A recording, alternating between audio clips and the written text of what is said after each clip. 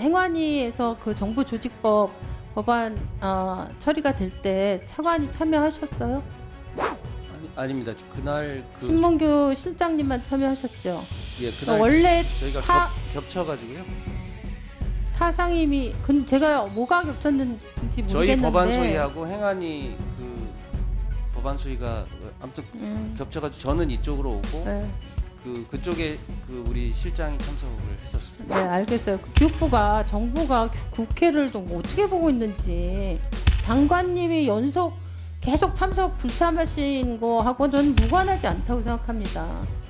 이거 제가 좀 엄중하게 좀 경고를 좀 일단 드리고 시작하겠습니다. 행안위에서 그 정부조직법 법안 처리가 될 때 차관이 참여하셨어요? 아닙니다. 그날 신문규 실장님만 참여하셨죠? 예, 그날 원래 저희가 겹쳐가지고요. 예. 타상임이 제가 뭐가 겹쳤는지 모르겠는데 저희 법안 소위하고 행안위 그 법안 소위가 아무튼 겹쳐가지고 저는 이쪽으로 오고 네.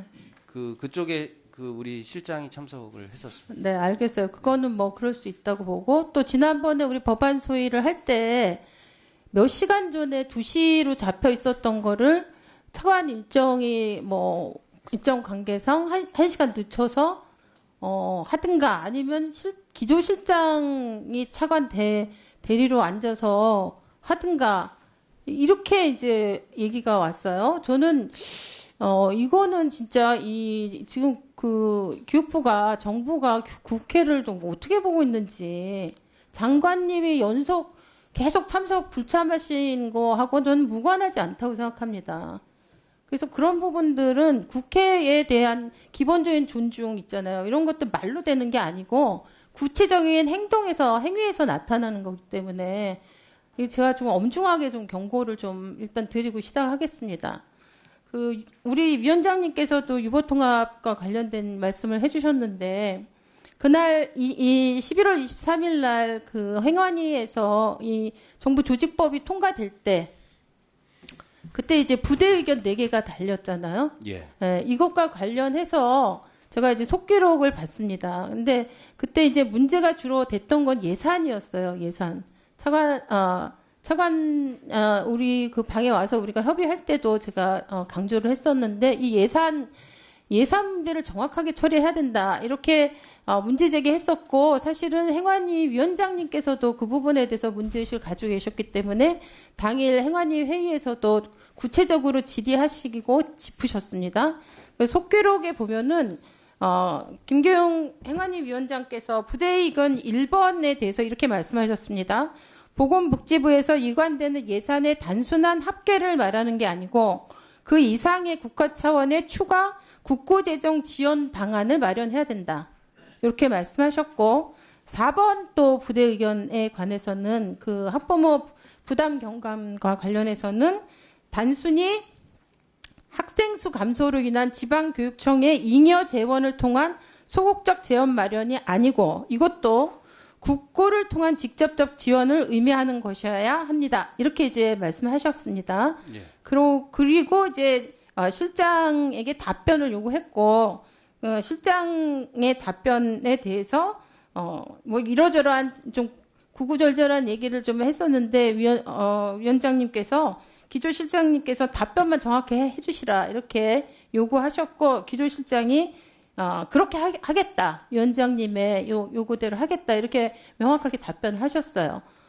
그날 이제 그 전달을 물론 충분히 보고 받으셨을 거라고 생각하는데 이번에 유보통합 문제와 관련해서 가장 큰 문제는 이것이 사실은 누리과정 때하고는 비교도 안 되게 10조가 넘는 규모로 예상이 되잖아요. 추가적인 것이 이런 부분이 지방지적 교육 교부금에 이게 혹시나 이게 치고 들어가가지고 작년에 우리가 고특 회계를 만들 때 굉장히 갈등이 많았고 깊은 토론들이 있었는데 그것이 재생되는 방식으로 다시 재현되는 방식으로 가면 안 된다. 그렇게 되면 이거는 유보 통합을 통해서 아이들 그 유아 교육의 질을 높이려는 애초의 목적을 훼손할 뿐 아니라 초중고 교육도 명확하게 문제가 제기된다. 예, 이런 얘기들을 여러 차례 했습니다. 그래서 이 부분에 대해서 행안위에서 정부 조직법이 통과될 때 교육부가 했던 답변에 대해서 교육부는 이걸 철저하게 준수하고 이것과 관련된 계획들을 3개월 안에 이게 개혁을 수립해서 보고하게 돼 있잖아요. 정확하게 그 절차를 이행을 했으면 좋겠습니다. 알겠죠? 예, 예. 네. 그 다음에 또 하나 유보통합과 관련해서 두 번째입니다. 우리가 원래 유보통합이 수십 년 동안 제기돼 왔는데 유보통합 얘기를 했던 이유는 뭐냐면 어린이집과 유치원이라고 하는 기관을 통합하자는 게 목적이 아니었어요.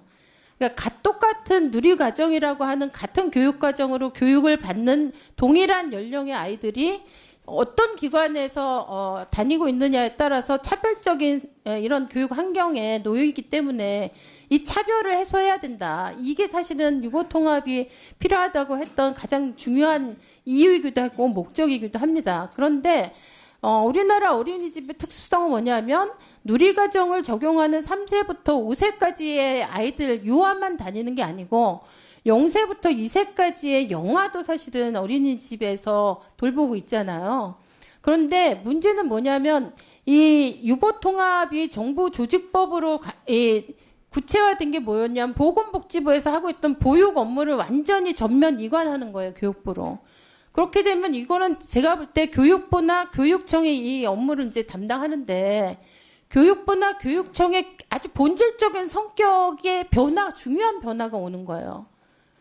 그래서 교육보육부가 사실상 될 수밖에 없는 그런 성질의 문제잖아요. 그죠? 그런데 문제는 뭐냐면 이 부분에 대해서 우리는 국회 차원에서 단 한 번도 토론을 해본 적이 없습니다.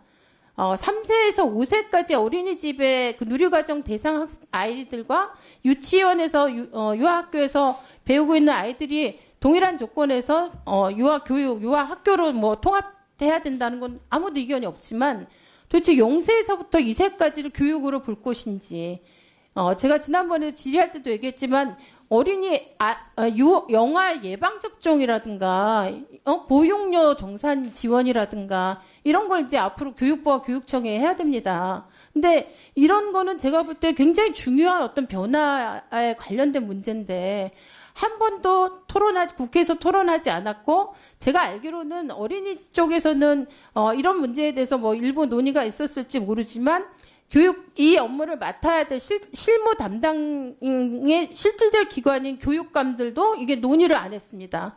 0세부터 2세까지도 과연 교육부와 교육청이 맞는 게 맞는지 유보통합의 구체적인 내용과 형태와 범위에 대해서 깊이 있는 토론을 안 했어요.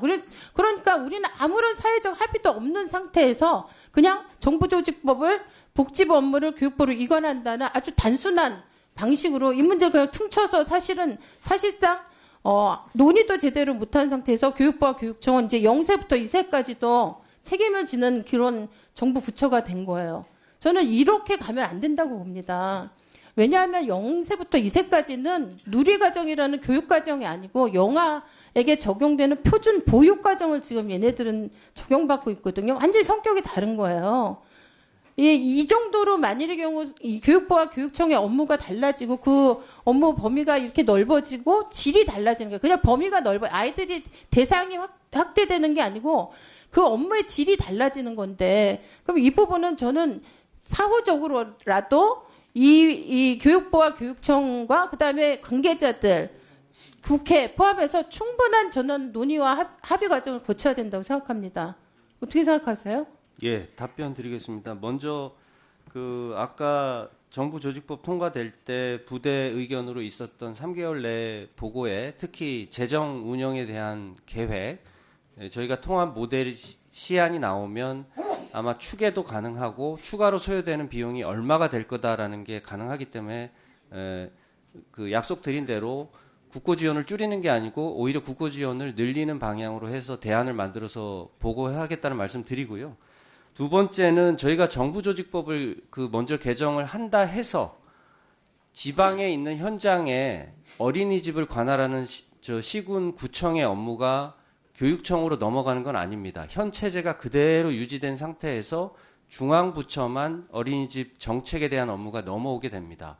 그렇게 하는 이유는 유보 통합 모델 시안이 마련되면 그 통합 모델을 두고 수많은 사회적 합의와 의견 이런 것들을 모아가지고 유보 통합의 새로운 모델에 대해서 의사결정을 해야 됩니다.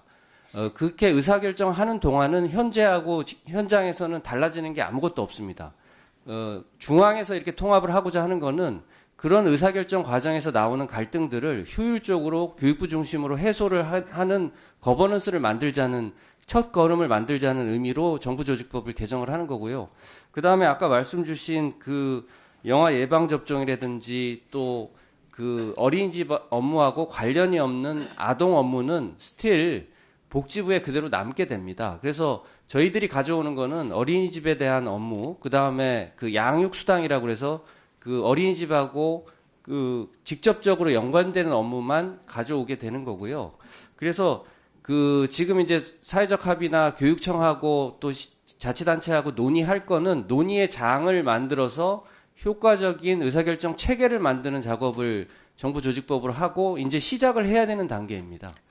네, 얘기 잘했습니다. 그렇게 만일의 경우 중앙 부처 차원만의 논의를 위한 이게 시동을 걸기 위한 거다. 그러면 제가 제기했던 이 교육부의 교육 보육 업무의 경계를 어떻게 할 것이고 범위를 어디까지 할 것이며 이 0세에서 2세까지 영아에 관련된 업무는 누가 어떻게 담당할 것인지를 그 통합 모델 체계 안에 반드시 그렇죠. 넣어야 된다고 생각하고요. 예.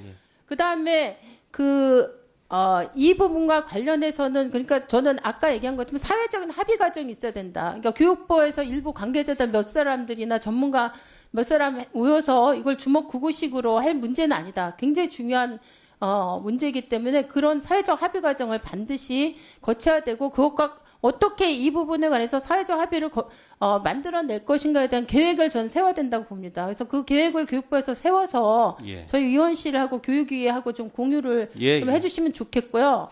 또 한 가지는 그 지금 얘기한 예방접종 이런 게 사실 우리는 안 온다 이렇게 얘기하시는데 그 영유아 보육법도 그러면 이 유보통합 관련된 정부 조직법 개정이 있었기 때문에 관련된 법안들이 또 있잖아요. 유관 법들이 있잖아요. 그러니까 영유아 보육법이나 관련 법에 대해서 저는 그럼 명확하게 이게 개정하는 부분이 필요해요. 그렇지 않으면 사실상 이게 책임이 어디에 있는지 어떤 이런 부분들 되게 모호해질 수가 있고 사각지대가 발생할 수 있어요. 그래서 관련 법률을 좀 검토를 해보시고 이 정부 조직법이 개정되는 것과 수반돼서 변화돼야 될 영유아 관련 법들이 어떤 것들이 개정돼야 될지에 대해서 또 좀 검토한 결과를 좀 저희 의원실에 공유해 주시기 바랍니다. 그러겠습니다. 네.